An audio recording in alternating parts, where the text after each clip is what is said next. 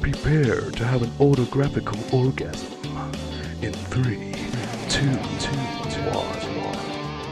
1. Anyone needs their nails done, Boston Nails on Instagram and Facebook. Check her out. Birmingham-based nail technician. So if you're looking to get your nails done, look her up. Francesca. Don't hook her up, she's your fiance, but Yeah, look her up. It should have been the best word there. look her up. There you Look go. her up. Look her up. Yeah, get hooked up. There we go. So, have you ever heard of someone called Purple Aki? Cool. What, sorry? Purple, and then first name Purple, second name Aki. No, but I fucking love it. But okay, so this isn't actually his real name. So the gentleman that I'm speaking to you about, his real name is Akinwale Arabiki. Okay, so this is quite an interesting one for you. So you never heard of him? Never heard of No, him? that does not ring about at all. None of that at the moment. That's fine, because essentially Purple Aki is not only, well, originally a myth, like a boogeyman or a bogeyman, as Yeah. where people would say, I think in the Merseyside areas, people would say to their kids, That's England. That's England. yes, England, yes, Yeah. Liverpool ways. Yeah. So people would say to their children, be careful on being out in the streets, or Aki will get you, Purple Aki will get you. He'll come around and he'll touch your muscles. And he'll what? Touch your muscles. And I'm not speaking about fish here, Carl. I'm speaking about your actual muscles. Wait, the main muscle or what? Just any muscle? Any muscle. So we'll go a bit of backstory for Akinwale Arabiki, or other than well, yeah, we're not in that area, so we're fine. It's still around. So, or Purple Aki, as we'll call him in this story. So Purple. he's quite a tall guy. He's 6'5", and he weighs 22 stone, and he's a bodybuilder. Oh, jeez. Okay. He was born on the 15th of July, 1961, in Manchester. His mother was a secretary student of Nigerian origin, and his father's identity is actually unknown, so I don't know who his father is. He was placed in care at the age of 6 months, and spent some time in Bernardo's home in London. No, I can't say that word. London. That one. London. One good thing about having a small tongue, you can't get tongue twisted. Yeah. Shame. I can't say. Whatever. So you can say Welsh words, Carl. You can say Welsh words with a small tongue. That's what we know. I could do tongue twisters as well. Love it. So yeah, as an adult, he worked in several jobs, including a cleaner in the Mersey tunnels, and there's a messenger for the Liverpool City Council. So he had a few jobs here and there. Nothing too weird. Yeah, it was just a regular dude. Sounds like Yeah. at the moment. Seems to be. So the originally, being a black man, Purple Aki. Yeah, this is where it becomes a bit confusing where the name came from. So because he'd always just hang around outside places like gyms or sports bars or at bus stops, and he'd just come up to random people who were quite well built, muscular, and normally quite young, and he'd go round and he'd approach them and striking up conversations, asking about their weight training, where they trained, what gym they went to, and he'd come up to people and say, "How much do you bench? Let me show you. Let me see your muscles. Can I feel your muscles?" It already sounds creepy, but it makes sense. In some cases, Purple Aki would get people to squat with him on their back just to see their strength. And as he was being squatted down by individuals, he'd feel their calves. Or I wondered what you were going to say then. You feel their cut. I was like, what? There's another story of where someone was being squatted and he actually got an erection. Which one? Purple Aki. Okay. On this person's back. I can't think of the guy's name, but they did a documentary in 2016 called "The Man Who Squeezes Muscles: Searching for Purple Aki." So there's quite a lot of information out there now, even though he was considered like a myth Yeah, to yeah. most people, because people had never seen him. They would never really think it was a real story. They thought, it's a load of rubbish. Yeah. And a lot of people probably wouldn't tell that story either or use their real name. No. Like, of this guy, and then I squatted him. Okay. But he'd go around, as I say, these places like gyms, sports bars. He'd just appear out of nowhere as well. People used to say he was like a ghost. He'd just like randomly just appear out of nowhere, and he'd be like, "Hello, can I feel your muscles?" Kind of approach him, and he's a big guy. You should see pictures of him. He's really intimidating. But yeah, as I was saying, the name Purple Aki. There's a couple of reasons why they called him this. So there's a racial slur towards it. Basically, I'm just going to be straight with you. People would say that he was so black he looked purple. But the other reason is because he'd go around and wear a purple jacket. He's always in a purple jacket, like a sports jacket. But his first name's Akinwale, so it's just a shortened version of Akinwale. So Aki. Yeah. So I mean that makes sense, Aki. And that was his nickname when he was kind of like a more of a myth. Yeah. So as he was going around, people would say, "Oh, be careful of Aki." They call him Purple Aki. Yeah, but I mean, like they knew his part of his actual name as well. Then, so credence that they knew that. There must have been people who knew what his full name was. I suppose it came into play where I'll give you a bit of his criminal history now. So on the 15th of June in 1986, a 16-year-old from Birkenhead named Gary Kelly. This is actually discussed in the documentary as well, if you want to check it out after. It's on YouTube. He was actually electrocuted on the New Brighton railway station while running away from Aki. So from what I remember, for weeks and weeks, Gary had been harassed by Aki, asking him to touch his muscles, I suppose, and just coming up and striking up conversation. Like trying to just be a predator. Sounds like it, yeah. Assault him sexually, whatever way possible. But yeah, it was getting to the point where Gary was becoming quite frightened. I mean, he's a big guy. He's intimidating. He's 6'5". I mean, same height as The Rock, 6'5". Yeah. It's something you can understand why like a lot of women talk about like the fear of stuff being out on their own and that, because it's like that kind of thing. Because every woman, well, you know what I mean, I'll say every woman. I know what you're saying. On average, women are less physically strong than men, so they fear in the same way that us would fear this dude. And it seems I'd fear a guy that was chasing me who's 6'5". I don't care who you are. 6'5", no. Even if you knew karate, the dude is massive. 310 pounds in weight. That is 22 stone. Yeah, it's like when you saw the mountain sparring with Conor McGregor. It's like Conor McGregor's got all the skill. Yeah, he's bouncing around it, but the mountain just had to grab him and squash him. That'd be it. Like in Game of Thrones, we just literally exactly. Yeah. But did you hear the she died today? Sorry, didn't mean to interrupt. Did you hear the she died? Yeah, I know. What's her face? Wasn't Marjorie. It was her mom. Her grandma. Yeah, she was actually the wife of James Bond in what's it called? On Her Majesty's Secret Service. She was the wife. The only time James Bond got married. Yeah. I never knew that happened. She dies in the end. She actually gets shot. No, everyone dies in James Bond other than James Bond. It's true. Well, you never know in the new ones. Anyway. Segue. Sorry, go on. So as I say, he was chasing Gary Kelly, and Gary Kelly ran onto the railway tracks and actually was electrocuted and died. So Purple Aki was actually convicted of manslaughter at that point and pleaded, but successfully appealed against the conviction on the grounds that he had not acted unlawfully by standing on the platform and looking into trains. So I think there's sort of conflicting stories where Gary Kelly's seen Purple Aki and just ran. He just ran for his life because he's just terrified of him. Yeah. But you could see why in a court of law it'd be hard to prove that. Yeah.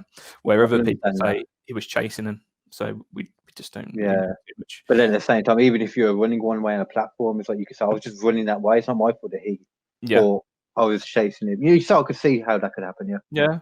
I mean, so at that point, Arabiki, he keeps putting here, Arabiki, was reportedly awarded £35,000 compensation due to the alleged racial overtones in the prosecution of the case. So I'm guessing that they used his race as a... What year was this? What kind of year? This would have been 1986. That makes more sense, okay. Yeah. It probably makes more sense why I didn't understand the racial slur in that case. Then maybe it's like an old or something, Yeah, definitely. So, fair enough. I mean, this is 1986. I'm probably end up jumping a bit forward here, but so throughout the 80s and 90s, you know, people would talk about him all the time. In that documentary, he just discussed a few people's occurrence with him, where I think a 13-year-old was just touched up by him, asking to feel his muscles. You'll see video clips actually where people have got him on camera going, you're right, mate. You go to the gym. How big your muscles? How big your muscles? Oh God. Yeah. He just sounds like one of those weird guys that would just pop up at a club, doesn't he? Though. Yeah. I don't know if you remember, Carl. Do you remember the basketball player that used to walk through town? He's always had a basketball with him, or he had a guitar with him. He's always playing around New Street. I don't know. Just so many fucking crazy people like that. Like, it was a bit strange, but it was like it'd never been reported to do anything weird. It kind of reminds me of something like that. Like, you know, he's a big guy. He doesn't even look that intimidating. He's got quite a baby face. Yeah, he looks like baby facing. I don't use that anymore. Sorry, my bad. Actually, I say I don't use it anymore. Still on my picture that I've had the whole time while I'm doing it, but still. True. You know, it just looks a bit harmless, but I suppose if you're walking across to him. To be fair, that was the one thing I thought. You know. The one thing I said to you when you showed me the picture, I said, he looks like a teddy bear. He does. You actually did say that with him. But I suppose when you've got like a guy twice your height coming towards you, you've heard stories about this guy. It's a bit weird, isn't it? Oh, as soon as you started talking, I'm like, oh, this guy's weird, man. Yeah. So he'd always be in that purple jacket, though. He'd always be normally carrying a bag with him. I don't think there's ever anything that's been sort of brought to anyone's attention what's actually in that bag. I think it's normally like shopping or, I don't know, protein shakes or something. I don't know. Yeah, probably. But yeah, we're going to jump forward a bit because there's not much more to say since then. The manslaughter case got overturned, so nothing happened. Did get overturned. Okay. Yeah, got overturned on appeal. So he appeared in court. This is jumping forward, sorry. So he appeared in court on the 22nd of November, pleading not guilty to 50 counts of indecent assault and harassment against 14 teenage boys between February 1995 and September 2000. So 95. So you're talking 9 years after the Gary Kelly incident, and he's been essentially convicted. Well, he's gone to court against these cases about touching younger boys and their muscles. So, weird how that's a change of MO completely, isn't it? Because you went from getting like older people, muscly people touching his muscles to him then. You know what I mean? It's a weird change there. So he'd mainly get, as I say, he'd mainly get people to squat with him on their back. Yeah. And he'd always like touch like calves. Oh, true. Yeah, you did say that actually, way around. But eventually he was. So with that court case, he was convicted of threatening behaviour and jailed for 30 months. 30 months? 30 months. That's what it says. Yeah. So all those cases were forward and it went down for it. So what was he actually done for then? What was the actual thing he was done for? Indecent assault and harassment. But it's teenage boys, so I'm not too sure the ages. So I guess. Yeah. But I mean, it wasn't actually done for like paedophilia or anything. No, he'd never. I don't think he's ever assaulted. Well, that we know of. Yeah, he's never sexually assaulted anyone, so we just don't know about that. Just that we know. Yeah. Released in 2003, I suppose the court case extended a lot more into later years. Released in 2003, Arabiki resumed his activities and quickly arrested again and charged.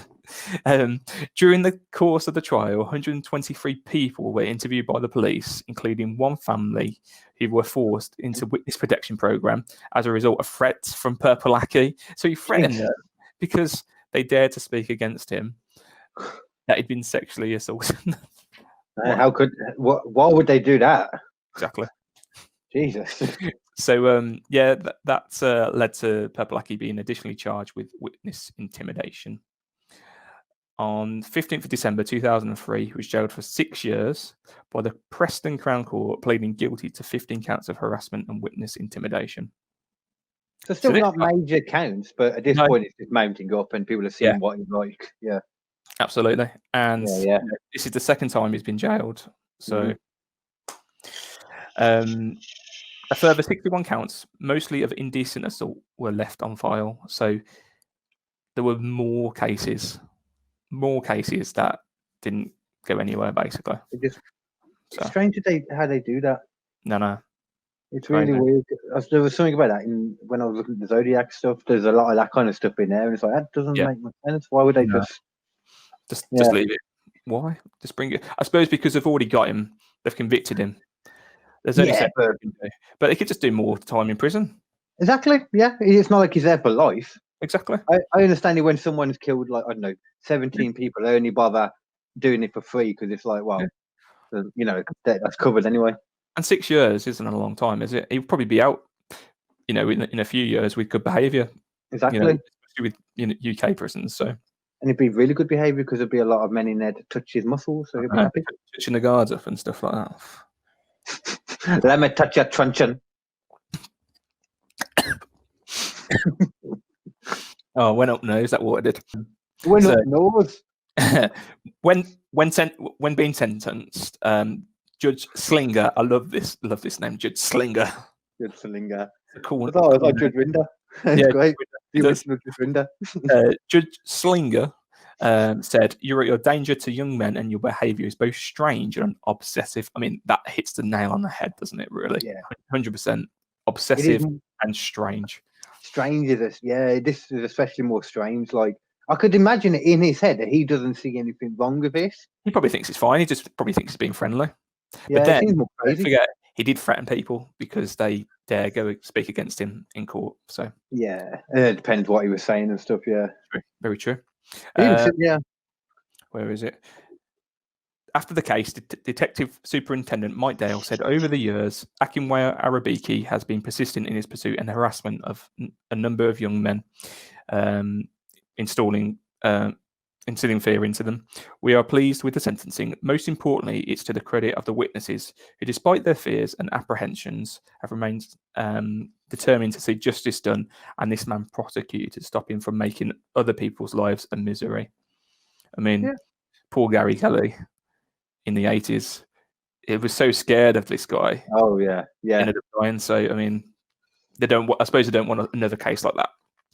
So, and even though the appeal got, even though it got overturned on appeal,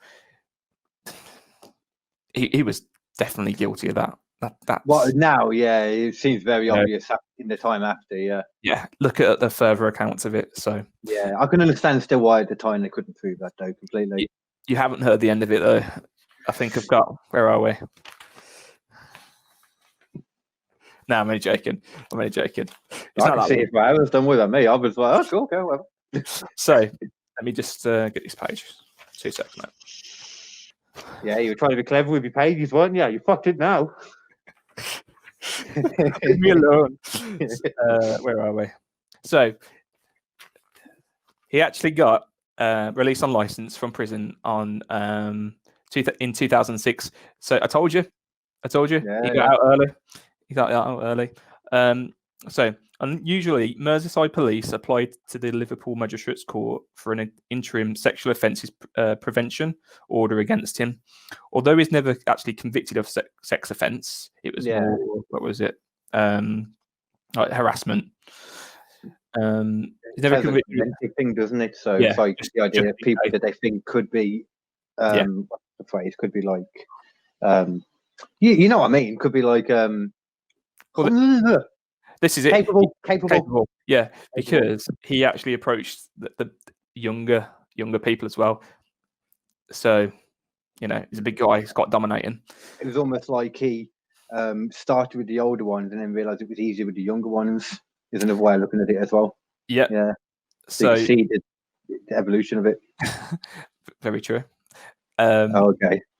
The best thing about this case is, under the terms of this order, he was actually banned from touching or feeling or measuring muscles, asking people to do squat exercises in public, entering the towns of St. Helens in Warrington without police permission, and loitering near schools, gyms, and sports clubs. Wait, did they actually include the fact that he's not allowed to touch people's muscles? Yep, and not allowed to squat. That is why. It's amazing. The documentary is called "The Man Who Squeezes Muscles: Searching for Purple Aki." Because the man who squeezes muscles. Yeah, and he actually got banned from doing it.